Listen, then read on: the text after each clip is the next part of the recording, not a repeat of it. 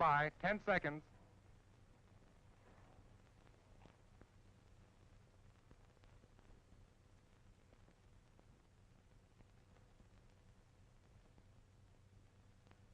.45. Time for another session with America's foremost commentator on the world scene.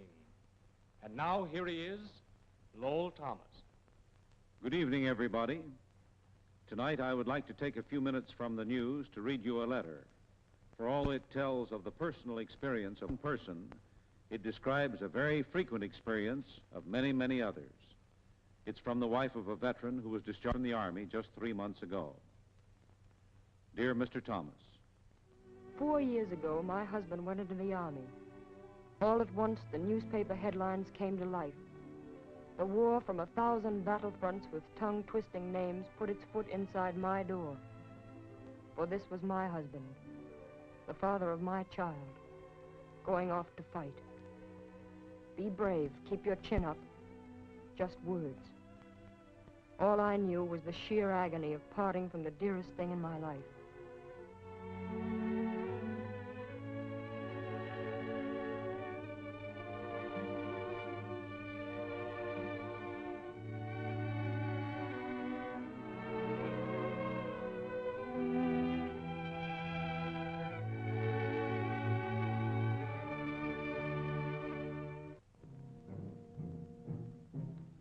he went into the infantry a foot soldier like millions of others, marching home by way of the rest of the world.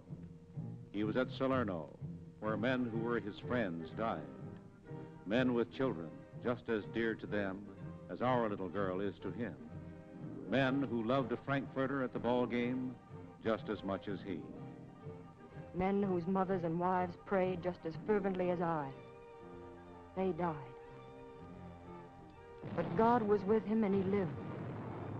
Yes, they died and he came through, alive and sound. He was at casino where real flesh and blood men, not just statistics, traded their lives for a bit of ground too small to hold their bodies. And yet, though bomb and bullet and bayonet vied for the honor of killing him, once again he came through. 4 years of this, 4 long years of this grim Cook's tour, with every advance offering death still another chance. All through those long 50-hour days and 100-day months, I lived in fear of hearing the doorbell ring, reading that telegram that starts, "The War Department regrets." But no, the telegram never came. The war ended and my husband was still alive. Almost before the impact of this miracle had dawned upon me, he was home, safe in my arms. The misery and the longing and the worry and the danger were all behind him. He was home, and he was safe.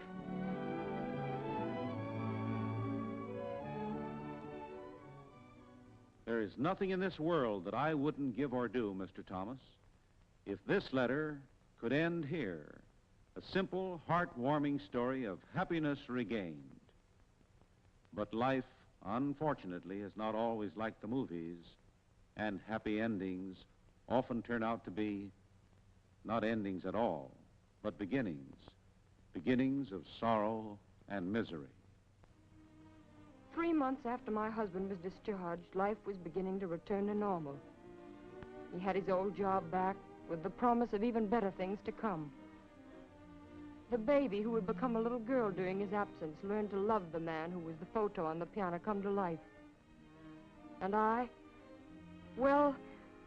felt as though I had begun to live again. As I look back now, I can't remember just what I was thinking about that morning. What to have for dinner, or perhaps the invitation to the Clark's party. But it doesn't matter, for every plan and dream ended that morning at an intersection on the way to town. My husband was in his car waiting for a light to change. I'll never know whether he saw the man in the big sedan, but even if he had, there was no time to act. For this man speeded up to beat the light, tried to make a sharp right turn, and crashed into him.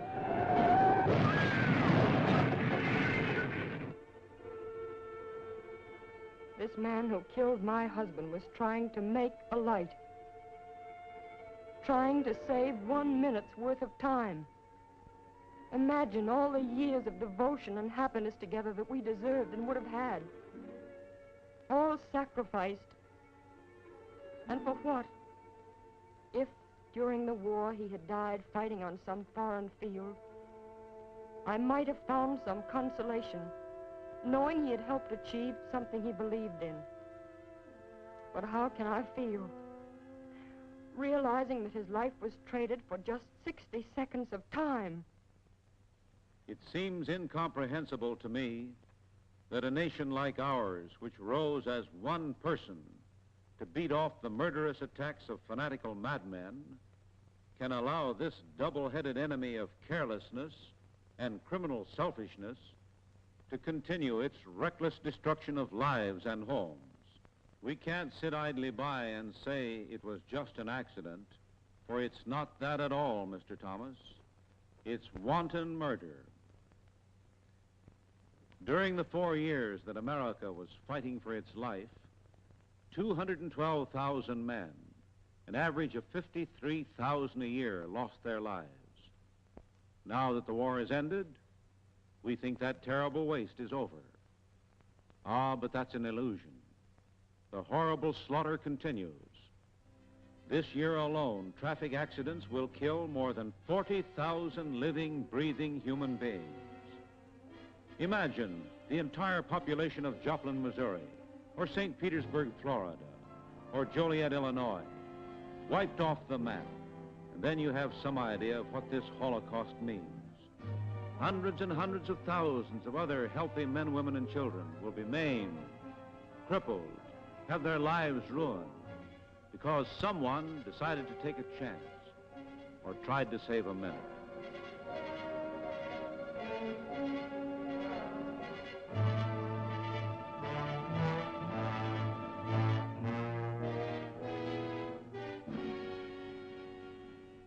Accident statistics may seem small compared to the millions and billions that are lightly tossed around these days.